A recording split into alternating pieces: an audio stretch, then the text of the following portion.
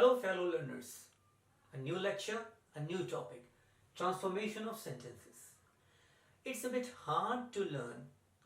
क्यों कठिन है ये सीखना? दरअसल कुछ चीजें ना जो हमारे को सराउंडिंग से मिलनी चाहिए वो मिल नहीं पाती. कुछ स्ट्रक्चर्स ऐसे होते हैं जो हम सुन सुन के सीख सकते हैं. दूसरे यदि बोलें, क्लास में टीचर्स बोलें तो हम सुन सुन के उनको सीख सकते हैं. लेकिन चूंकि ये सारी चीजें ज्यादा लोग यूज ही नहीं करते ना, तो उसके कारण क्या होता है, हमको अलग से सीखना पड़ता है. और फिर हम जब सीख के लोगों के पास जाते हैं, फिर हम देखते हैं कि लोग वही रटे रटाए stereotypical flat structures. Most often we use translated structures. जैसे हिंदी मेरी मातृभाषा है तो मैं हिंदी के स्ट्रक्चर हमेशा मेरे दिमाग में रहेंगे. मैं उन स्ट्रक्चर्स को यूज करता हूं, बस मैं उसमें अंग्रेजी के शब्द भर देता हूं, है ना. तो उससे क्या होता है कि वो रहती तो हिंदी ही है, बस उसमें अंग्रेजी के शब्द आ जाते हैं, है ना. तो we all have to become aware of this major barrier. और ये अनकॉन्शियसली हमारे दिमाग में बैठता जाता है, सेटल होता जाता है. और एक समय आता है जब ये पूरा का पूरा हमारे को क्या कर लेता है, बिल्कुल कैप्चर कर लेता है, हमारे लिंग्विस्टिक एरिया को कैप्चर कर लेता है. तो जो चीज मैं कहता हूं आपको कि बहुत रेयर है, क्योंकि आसपास बोली नहीं जा रही, उस पर आपको विशेष ध्यान देना चाहिए. ठीक है ना. चलिए, ट्रांसफॉर्मेशन ऑफ सेंटेंसेस. इसमें हम क्या सीखेंगे कि एक स्ट्रक्चर से दूसरे स्ट्रक्चर में कैसे बदलना है चीजों को. ठीक है. अब देखिए, we have first of all these two sentences. The tea is too hot to drink, है ना. ट्रांसलेट मत करना. देखो ट्रांसलेशन से क्या समस्या आती है. The tea is too hot to drink, एक तरीके से ये भी कहा जा सकता है कि हाँ बहुत गर्म है, पीने लायक है. वो नहीं बोला जा रहा. वो क्या बोला जा रहा है, सो दैट में बदलिए इसको, है ना. तो यहां क्या आ जाएगा, चलो 1A कर देते हैं इसको. The tea is so hot that I can not drink.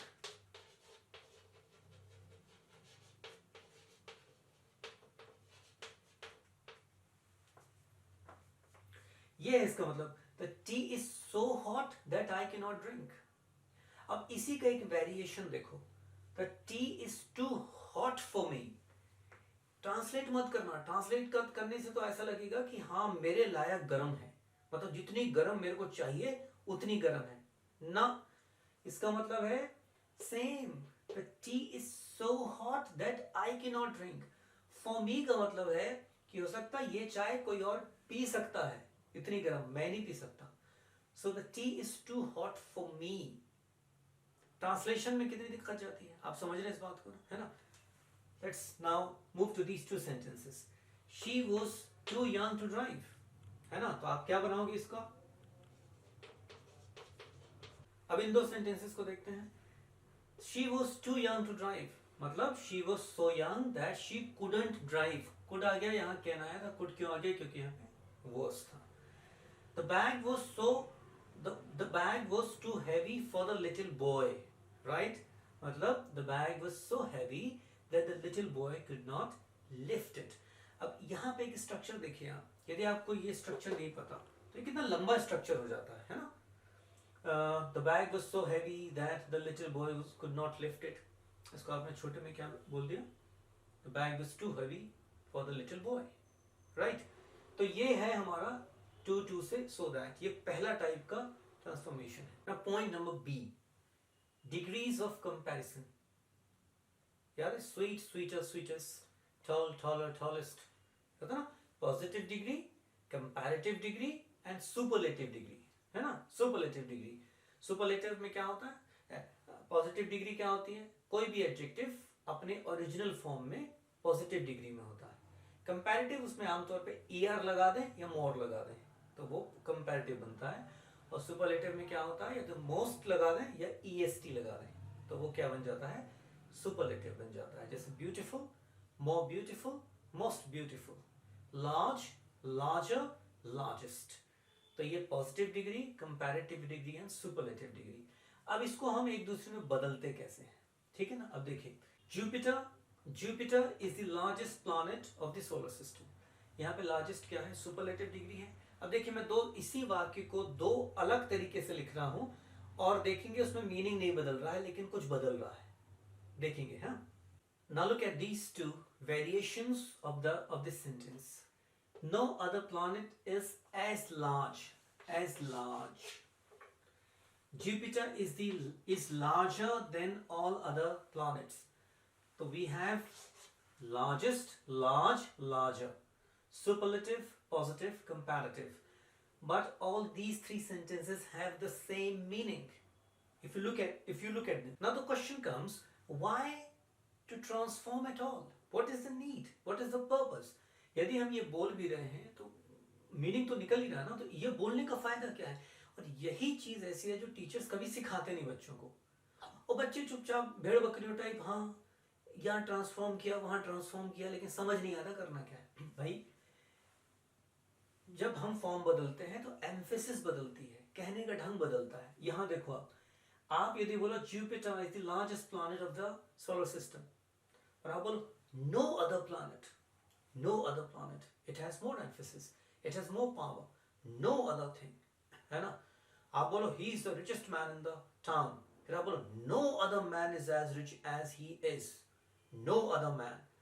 जब नो से शुरू करते तो आप निगेट कर देते हो चीज को, ठीक है ना, और बस वही बंदा बचता, उसके आसपास आप जैसे झाड़ू लगा के साफ कर दिए सब चीजों को, है ना। तो no other planet is as large as Jupiter, इसमें वो पावर है जो ऊपर वाले में नहीं है पावर, ठीक है ना। फिर Jupiter is larger than all other planets, and when sometimes you need to compare with rest of the stuff.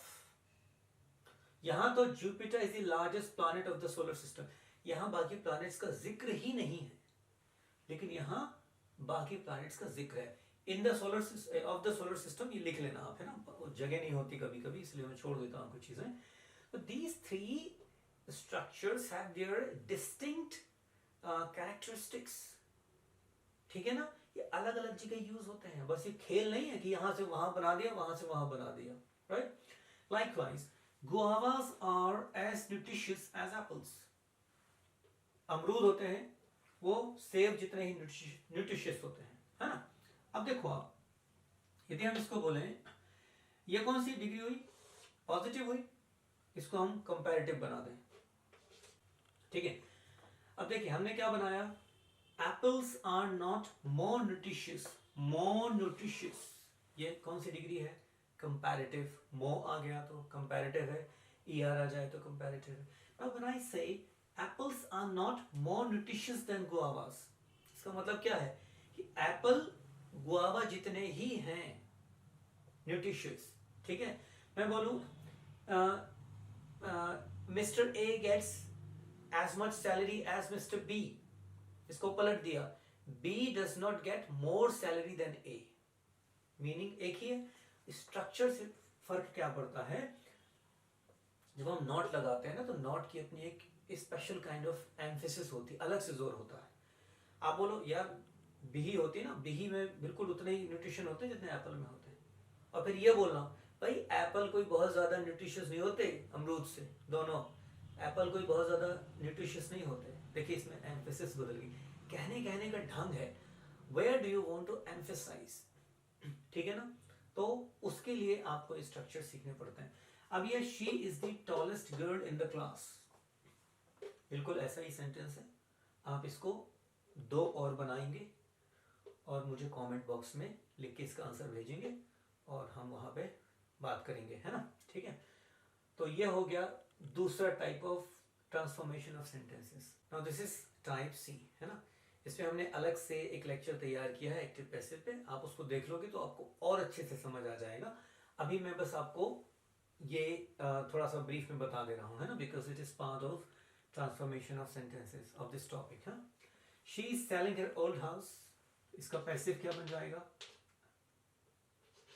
Her old house is being sold by her, right, ठीक है। Amazon refunded the payment, the payment was refunded,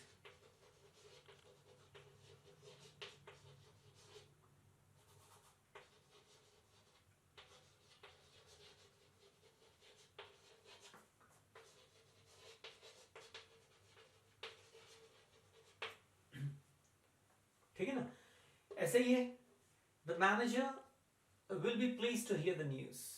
will be pleased, ये तो already passive में है, इसको हमने active बनाना है। ठीक है, तो एक्टिव में हम क्या लिखेंगे,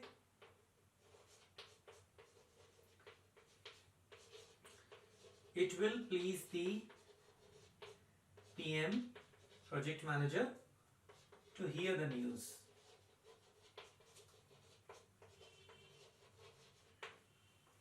ठीक है ना।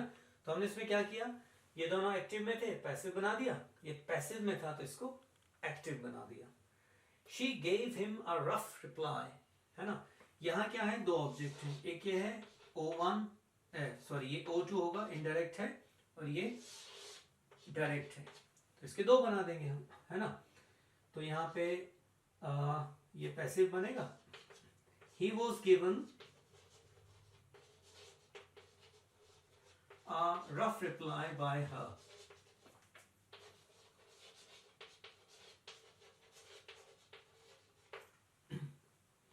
और दूसरा क्या हो जाएगा, a rough reply was given to him by her।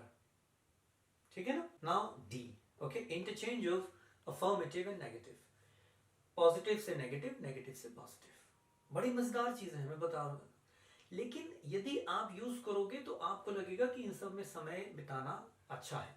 जब मैं संगीत सीखता था तो जैसे मेरे उस्ताद बताते थे, क्योंकि हर संगीत सीखने वाले को लगता रेंज बढ़े, है ना, स्केल की रेंज बढ़े, लोअर से लोअर, हायर से हायर, तो उस्ताद हमेशा कहते थे लोअर नोट्स की प्रैक्टिस करो, खड़ज की प्रैक्टिस करो, तो हायर नोट्स अपने आप लगने लगेंगे। अभी क्या है, ये थ्योरी है, एक रूल है, लेकिन जब तक आपने नीचे के सुरों का रियाज नहीं किया, आपको पता ही नहीं चलेगा कि दैट्स मैजिक, दैट्स मैजिक। लोग लड़ते रह जाते हैं ऊपर सुर गाने के, और वो बात बिल्कुल उल्टी होती है। तो ये बात उसको समझ आएगी, ये जादू उसको समझ आएगा जो उस रूल को फॉलो करेगा। वैसे ही जब आप इसको अपनी जिंदगी में उतारेंगे ना, तब आपको पता चलेगा कि यार दिस इज मैजिक, है ना। Your son has done an extraordinary job, ये पॉजिटिव है ना, इसको नेगेटिव बनाओ विदाउट चेंजिंग द मीनिंग, है ना। फिर ये दूसरा, guavas are as nutritious, and ये दोनों पॉजिटिव, इनको नेगेटिव में बदलेंगे। इसके बाद ये क्या है, नेगेटिव है, इसको हम किस में बदल देंगे, पॉजिटिव में बदलेंगे। Now I am ready with these three.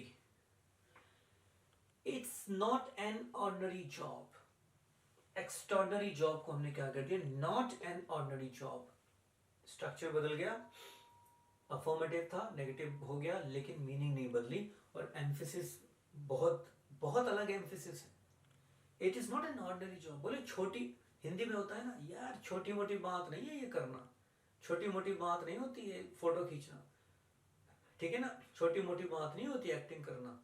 तो क्यों बोलते हैं हम ऐसा, हम ये भी तो बोल सकते हैं कि एक्टिंग करना बहुत बड़ी बात होती है, एक्टिंग करना बहुत बड़ी बात होती है। इसको हम उल्टा कैसे बोल देते हैं, एक्टिंग करना कोई छोटी मोटी बात नहीं होती।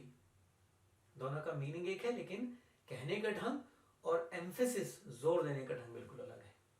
तो कभी कभी क्या होता है कि ट्रांसलेट करने से कुछ फायदे होते हैं, है ना। उससे अचानक आपको लगता हाँ यार ये तो है यार, मतलब हम ऐसा तो बोलते हैं हिंदी में, और मतलब दोनों का एक ही होता है, लेकिन फिर भी बोलते हैं ना, ये सुनो ये दाल भात नहीं है, ये करना दाल भात नहीं है ये करना, है ना, मतलब छोटी मोटी बात नहीं है। तो वैसे ही है ये, अफर्मेटिव से नेगेटिव बनाना। Apples are not as nutritious as, मैं हमेशा ये लगाना भूल जाता हूँ, पिछले में भी शायद भूल गया था। एज गुआवास, ये तो हमने पहले लिया था सेंटेंस। तो कभी कभी मैं कुछ सेंटेंसेस रिपीट इसलिए भी करता हूँ ताकि आपको ये लगे कि हाँ वो सारी चीजें याद हो जाए आपको, ठीक है। डिग्रीज ऑफ कंपैरिजन में भी यही था, अफर्मेटिव नेगेटिव में भी यही है। तो ये दोनों थे अफर्मेटिव से नेगेटिव, है ना। अब हम आ रहे हैं नेगेटिव से अफर्मेटिव में, पॉजिटिव में। It was not a blunt knife, blunt का उल्टा क्या, शार्प, तो हम क्या बोल रहे हैं, it was a sharp knife, it was a sharp knife. और इसको बोलने का मजा ही अलग है ना। बोले यार वो आपके बच्चे का हाथ कट गया, वो तो उंगली कट गई और वो बड़ा खून निकल रहा है, तो बोले कैसे, अरे बोले चाकू से खेल रहा था and it was not a blunt knife, है ना, it was not a blunt knife, मतलब आप किस बात पे जोर दे रहे हो, it was a sharp knife, है ना। जैसे आप बोलते भाई वो कोई छोटे मोटे शहर में नहीं रहता, मतलब ही lives in a big city. Okay, तो affirmative and negative. Next point is interchange of interrogative and assertive. So we have 4 sets of sentences. Of them, the first 2 deal with interchange of interrogative into assertive and the rest 2 the other way around, है ना। पहला देखिए, what though we happen to be late, है ना। ये मैंने सीधे सीधे रेन एंड मार्टिन से लिया है। Rain and Martin has such a fine quality of sentences, है ना, लेकिन मैं कोशिश करता हूँ कि ज़्यादा से ज़्यादा मैं अपने खुद के सेंटेंसेस बनाऊँ। उसका एक कारण ये होता है कि आई वॉन्ट टू होन माई क्रिएटिव स्किल्स, है ना। और यदि मैं खुद सेंटेंसेस नहीं बनाऊंगा अपने, तो मैं आपको भी नहीं कह सकता कि आपको खुद के सेंटेंसेस बनाने चाहिए। और ये इतनी साधारण सी चीज़ है, टीचर्स को समझनी चाहिए। But I have always wondered, you know, the places where I used to teach, I was always shocked sometimes, some of the teachers, not all of them, we can say majority of them, they were unwilling, absolutely they were lazy bums। उनको कुछ नहीं करना। 12 बजे tense के ऊपर यदि उनका lecture है तो वो 11:30 बजे गूगल पे पीपीटी डाउनलोड करते थे गूगल से टेंसेस के ऊपर, और फिर प्रोजेक्टर में उस पीपीटी को खोल देते थे और पढ़ते रहते थे पीपीटी को, ठीक है ना। इतनी इतनी बुरी हालत मैंने देखी है ना। तो बेईमानी है। और क्यों बेईमानी हम इसलिए करते हैं क्योंकि बस पीपीटी निकाला, फटाक से प्रोजेक्टर में चला दिया। ये सब करने में मेहनत लगती है, खुद के सेंटेंस बनाओ, सोचो, है ना, लेकिन मेहनत करने का अपना अलग मजा होता है। कुछ सेंटेंस रेन एंड मार्टिन के बड़े खूबसूरत होते हैं, वो मैं चाहता हूँ आप भी पढ़ें, तो वो मैं बता भी देता हूँ आपको कि ये मैंने रेन एंड मार्टिन से लिया है। What though we happen to be late, interrogative है, इसको हमने असर्टिव बनाया। असर्टिव मतलब जो स्टेटमेंट, जिसमें स्टेटमेंट हो, कोई स्टेटमेंट नेगेटिव हो सकता है, स्टेटमेंट पॉजिटिव हो सकता है, बट वो स्टेटमेंट होना चाहिए, है ना। It doesn't much matter though we happen to be late, है ना। देखो इसको क्वेश्चन था, इसको हमने क्या बना दिया, एक स्टेटमेंट बना दिया, असर्टिव सेंटेंस बना दिया। असर्टिव सेंटेंस किससे बना है, असर्ट से। जब आप कोई चीज असर्ट करते हो तो वो असर्टिव सेंटेंस बन जाता है, ठीक है ना।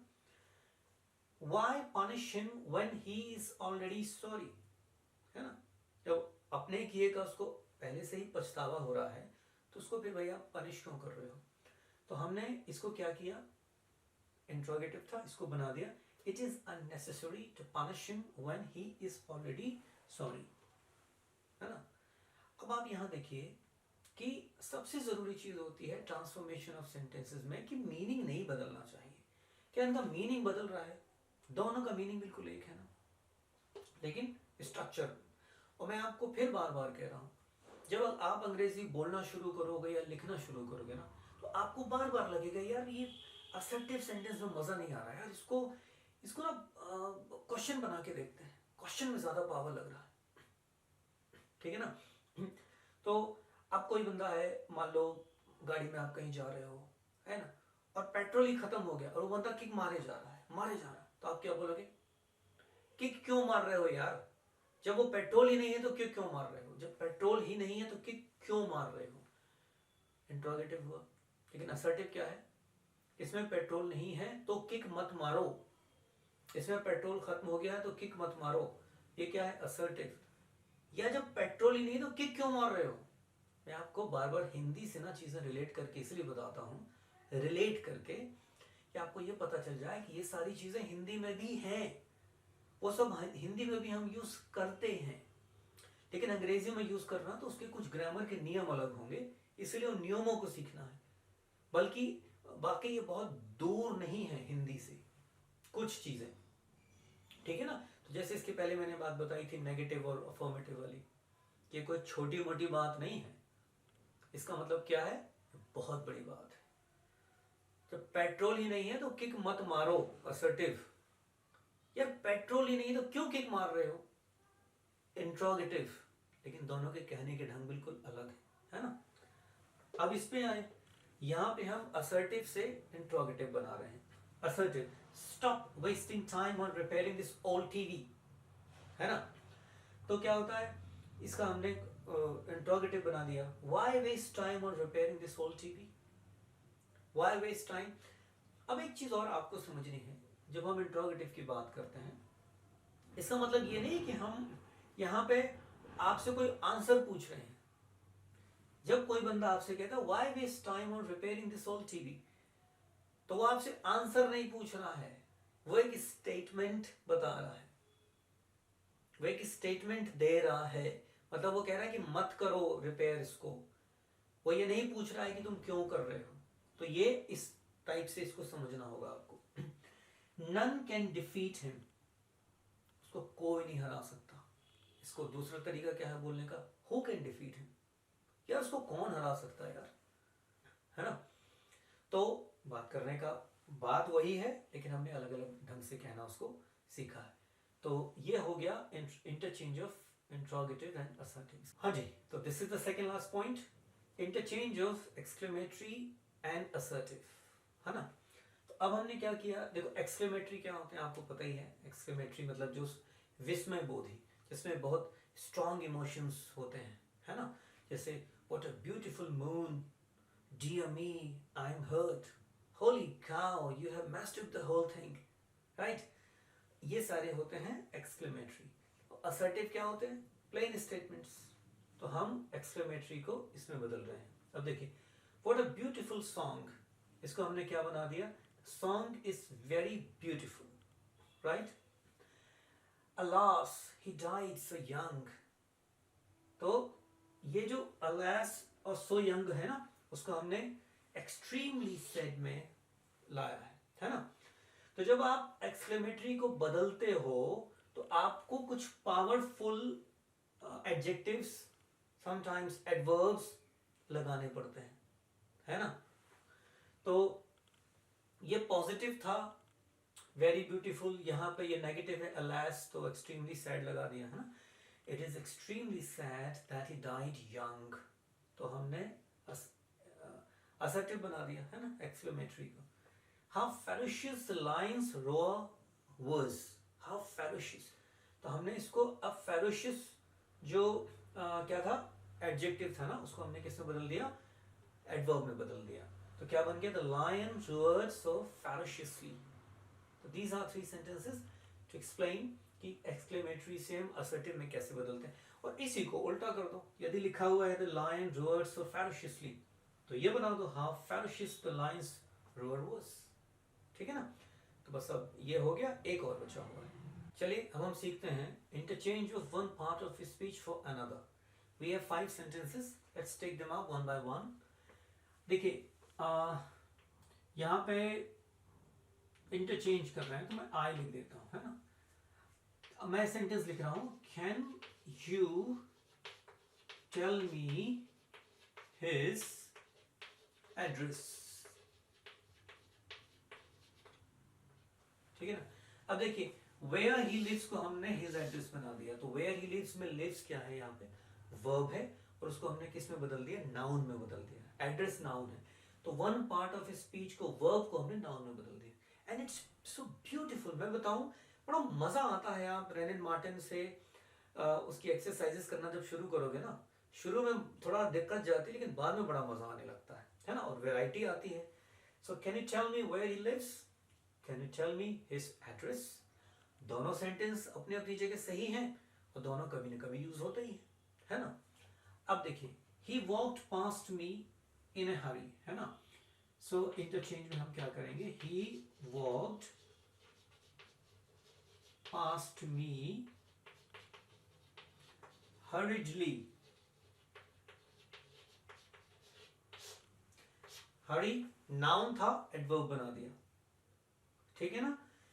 वर्ब को नाउन बनाया, नाउन को एडवर्ब बना दिया, मीनिंग वही के वही रहे. ठीक है. चलिए अब फिर, शी आंसर्ड कोल्डली, एडवर्ब है ना, तो इसको हमने क्या बनाया, she gave a cold answer, right? She answered coldly. She gave a cold answer. A cold. Adverb था, adjective बना दिया. ठीक है ना? You will have to explain the matter to me. क्या बनाएंगे? You owe me an explanation.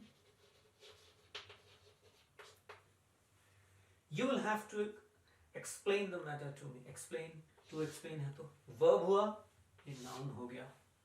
ठीक है ना? तो अभी हम यहाँ देखें, यहाँ था verb, उसको हमने noun बना दिया. Noun इसको adverb बना दिया. Adverb थी, उसको हमने adjective बना दिया. ठीक है ना? यहाँ फिर से verb थी, noun बना दिया. ठीक है? अब इस पे थोड़ा ध्यान देना. आखिरी चीज है ये आज के लेक्चर की. He laid a great emphasis on the value of reading. है ना? पठन का मूल्य क्या है, उस पे उसने बहुत जोर दिया. Emphasis क्या है? Noun है. हम इसको क्या बना दें, हम लिख दें, इंटरचेंज करेंगे हम. He emphasized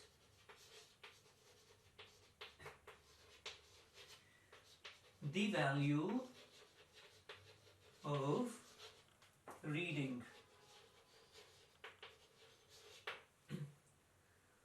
He emphasized. Noun थी, verb बना दिया. Noun थी, verb बना दिया. अब तो एक दो जरूरी चीजें हैं वो आप ध्यान देना.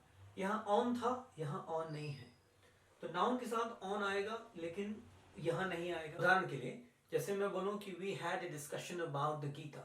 Discussion about, लेकिन we discussed the Gita, तो जब verb बन गई तो वहां पे about हट गया. समझ आई बात, है ना?